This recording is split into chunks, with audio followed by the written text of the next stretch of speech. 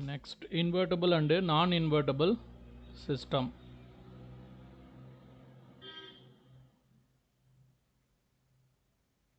Invertible and non-invertible system.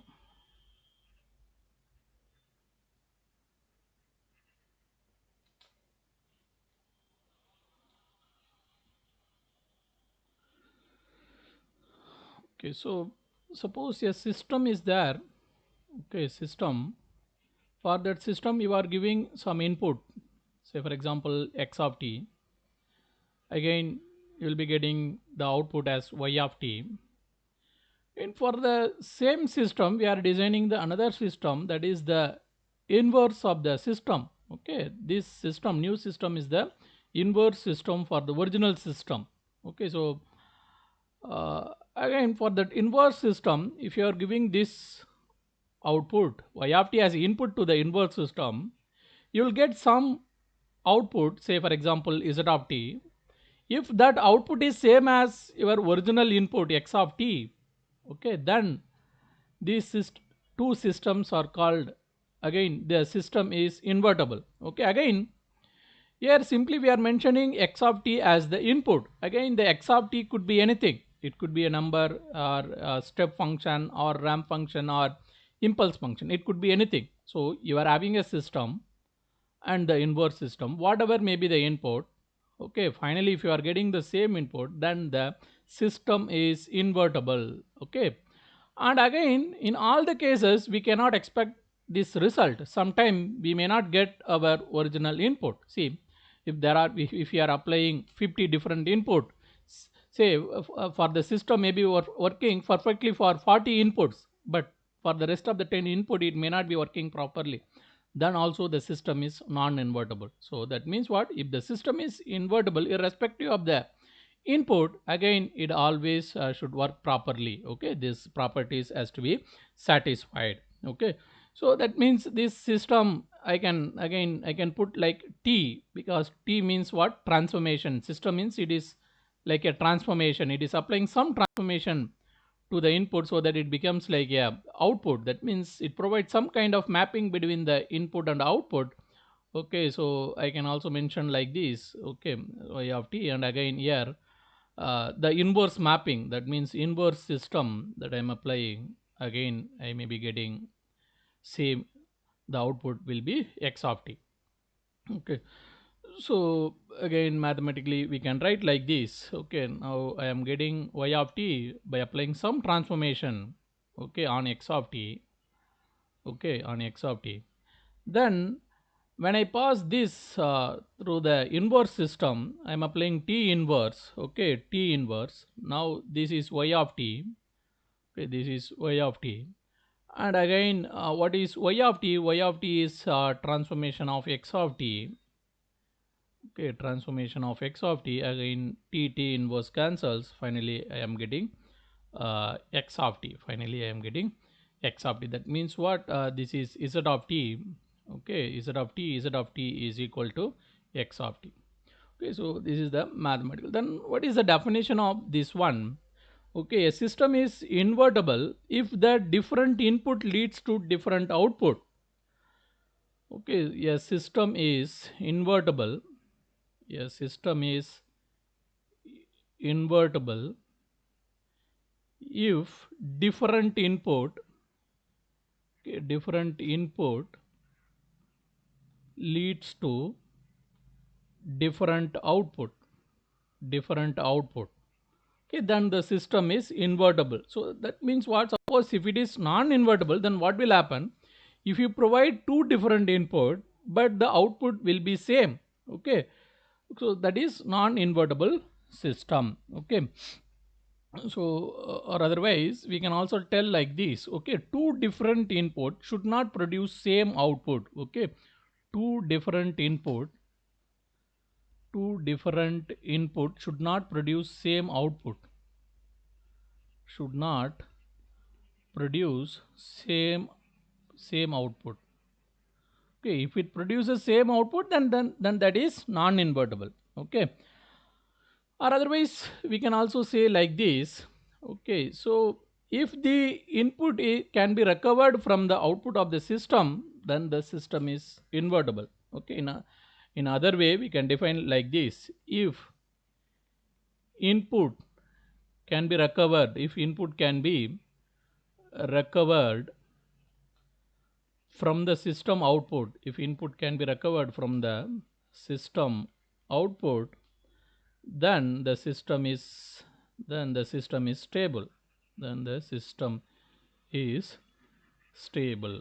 Okay, then again when we solve one or two problem, then we can easily understand okay, what is invertible or non-invertible system.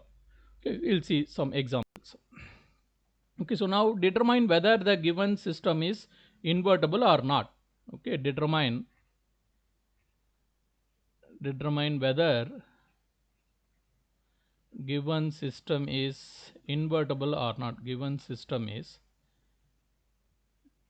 invertible or not. Okay, the first one, y of t is equal to x square of t.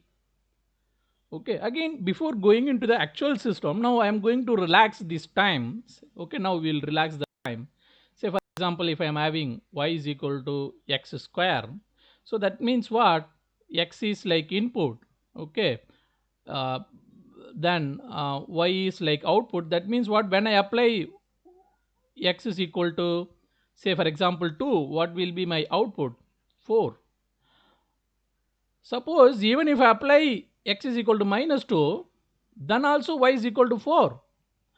That means what, when you have y is equal to 4, you do not know exactly what would have been the input. It would have been plus 2 or minus 2. So that means what, there is no unique mapping between the input and output. So that, see what is happening, two different input producing the same output, but if it produces like that, that system is non-invertible. Okay, so what is the definition we are saying? Two different input should not produce same output. Okay, if this condition is followed, that is invertible, but we are not following this condition. Two different input produces the same output. That means we cannot precisely recover back our original input from the output. Okay, so that's why this system is non-invertible. So generally the square operation is non-invertible. Okay, so again we'll go by procedure. Y of t is equal to x square of t. Okay, say for example, if I apply x of t is equal to u of t, what is the answer? Y of t will be u square of t. Again, you know u square of t is same as u of t. Suppose if I apply x of t is equal to minus u of t, then what is y of t? Okay, minus u of t whole square. Again, this is also u of t. So that means what? Even if you apply u of t or minus u of t, your output is u of t only. That means you cannot recover back your original input. Okay, so that's why this is a non-invertible system. Okay, so this is non-invertible. This is non-invertible system. Okay, next question. Y of t is equal to x of 2t. Okay, so first we'll apply x of t is equal to u of t. X of t, when you apply x of t is equal to u of t, what is y of t? Y of t is u of 2t. Again, u of 2t is same as u of t. Again, when you apply x of t is equal to minus u of t, y of t is equal to minus u of 2t, that is equal to minus u of t. So when you apply u of t, you are getting u of t as the answer, but when you apply u minus u of t, you are getting minus u of t. That means two different input is producing two different output. Okay, when input is different, output is also different.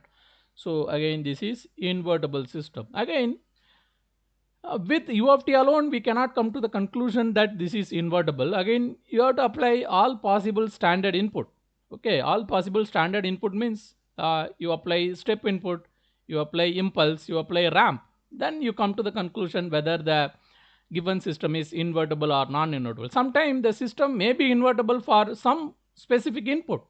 Okay, say there is some general system is there, it may be invertible for a step input, but it may not be for impulse one or ramp. So that's why you have to apply all possible ways. Okay, if it fails in any one of the case, then also the system is non-invertible. So but here this system is invertible system. So what I am suggesting you just try to apply different possible input. Instead of step alone, you try to apply ramp or impulse, like that. Okay, then next system,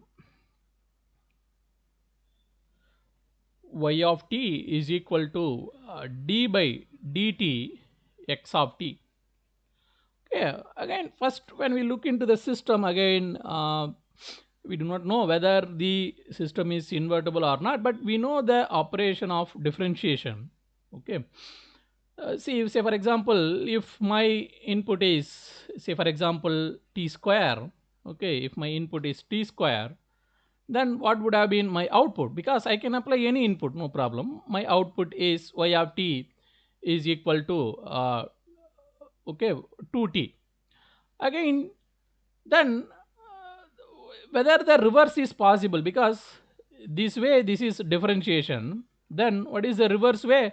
This is the integration from 2t. Once if you integrate 2t, whether you'll get t square or not, yes, you'll get t square, but if you do not worry about that constant and all, you'll get t square. Now it may look like this is a invertible system, but this is not a invertible system. Okay, because if you apply constant as the input here, say if x of t is equal to 5, in one case you are applying 5, then once if you do differentiation, what would be the answer? Answer is 0. Suppose if you are applying x of t is equal to 7, then once if you do the differentiation, then what is the answer? Answer is 0. So in both the cases you are getting answer as 0. Again, you cannot precisely recover back whether you applied 5 or 7. Okay, so again, this is working in these cases, but it's not working here. So whenever the input to the differentiator is constant, okay, then you cannot recover back your original signal. That's why this system is non-invertible. So the differentiator is generally non-invertible. Okay, so differentiator is non-invertible. Again, what about the nature of integrator? That we have to see. Okay, whether the integrator is invertible or non-invertible. Okay, now itself we'll see what about the nature of the integrator. Okay, y of t is equal to integration x of t dt.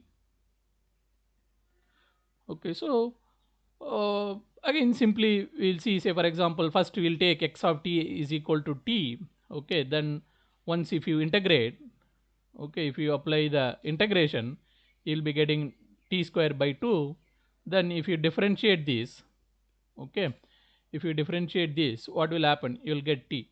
Okay, no problem. But suppose if I apply constant x of t is equal to 5, if I do the integration, okay, what is the integration of 5? Anybody? Once if you integrate 5, what will happen? Answer? T, sir.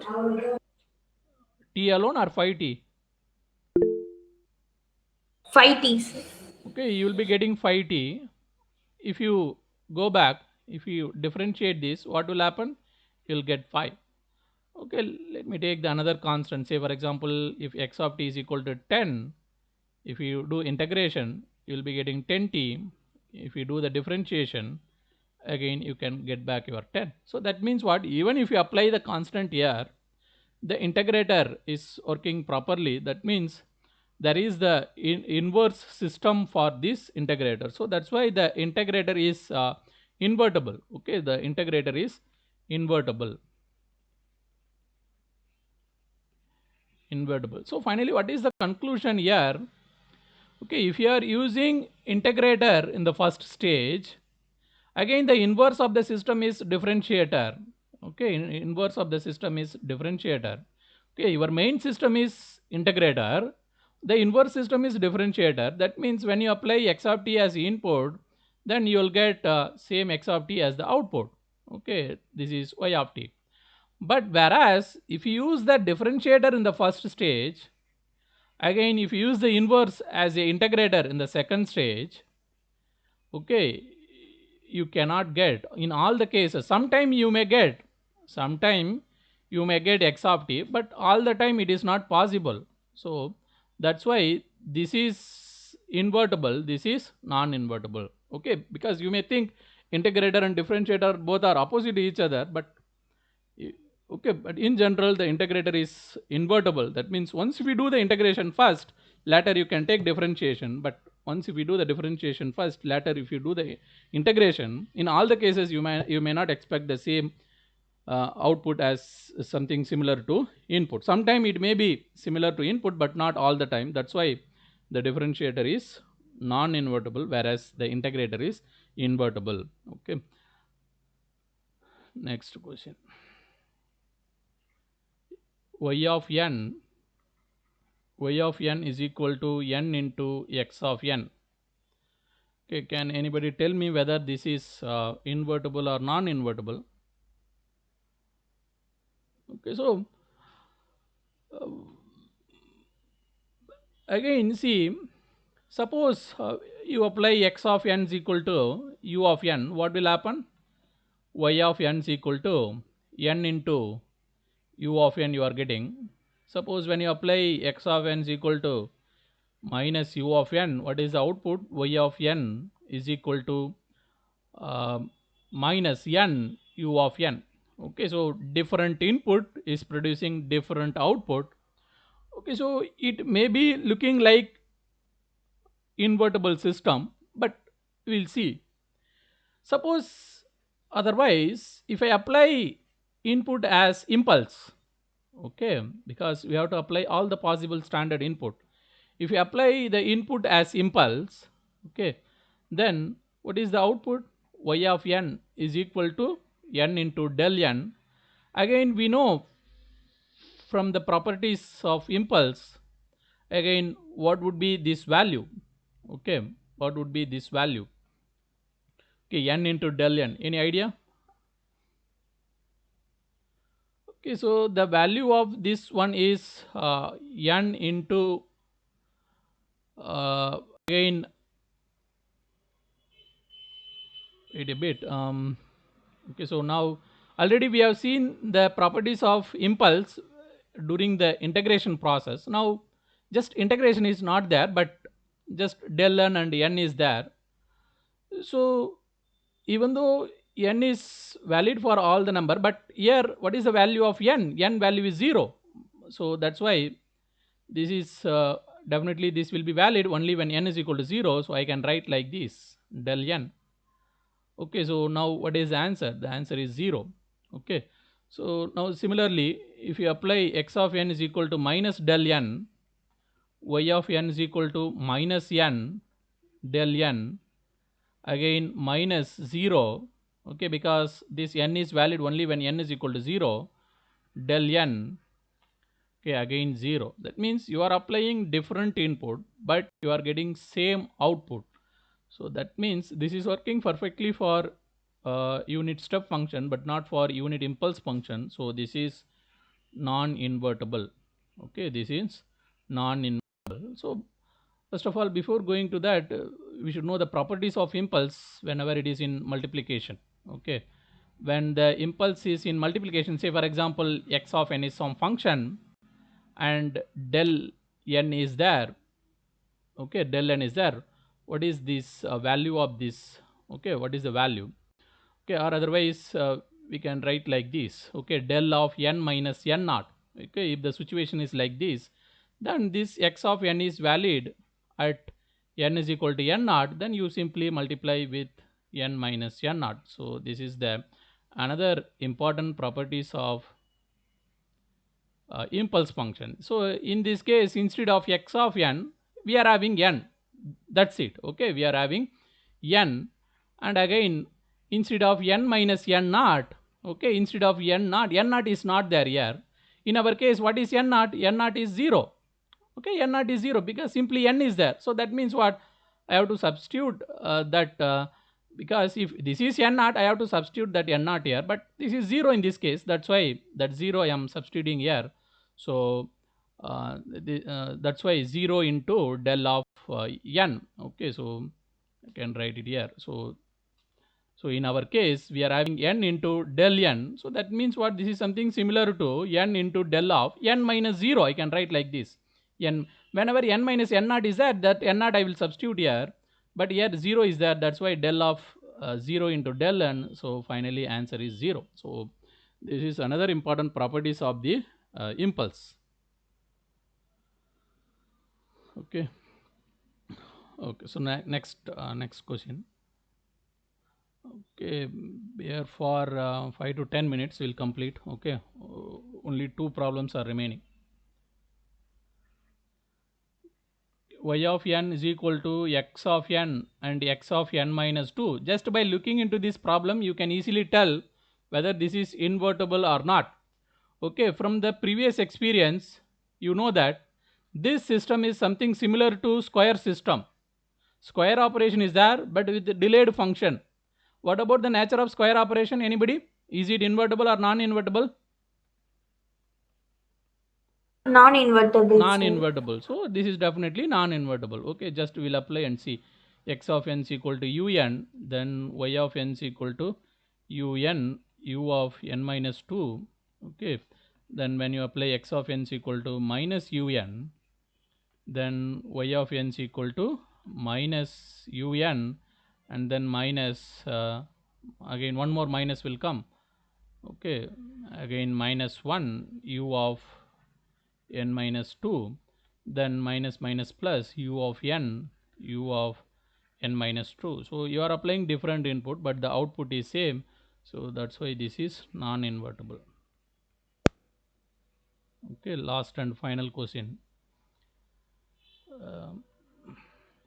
Y of n is equal to summation k minus infinity to plus infinite x of k. X of k, here this is n up to some number n. Okay, this is something similar to integration. Okay, you know summation is something similar to integration. Whether the integrator is invertible or non-invertible, anybody? What about the nature of integrator? Is it invertible, non-invertible? Invertible. Invertible. The integrator is invertible, so definitely the summation operation is also invertible. Summation operation is also invertible. So just we'll apply some input and see. Okay, so if you apply x of n is equal to del n, okay, then y of n is equal to summation k minus infinity to plus infinite. Again, not to be confused with the variable, here we are using k. So this is again del k. Okay, del k or del n, no problem. Okay, this is del k. Then if you substitute the value from minus infinity to up to n, actually this is n. Okay, okay, actually n, and this value is u of n. Again, the summation of impulse is u of n. Okay, the proof is there for this. Okay, we'll come to that later. Again, simply I can prove that. Okay, see, this is okay for a negative value. This value is 0. Exactly at k is equal to 0, you will be getting 1. Okay, you will be getting 1. For all other cases, again 0 will be there, but that 1 will be accumulated. Okay, again 1 1 1 like that. So finally you will get u of n. Again we'll come to that this proof in the later classes. Okay, so at this point the answer of this one is u of n. Okay, so if you substitute x of n is equal to minus del n, then what is y of n? Okay, minus infinity to n minus del k. Okay, then this is minus u of n. Okay, so different input is giving different output. So this system is invertible system.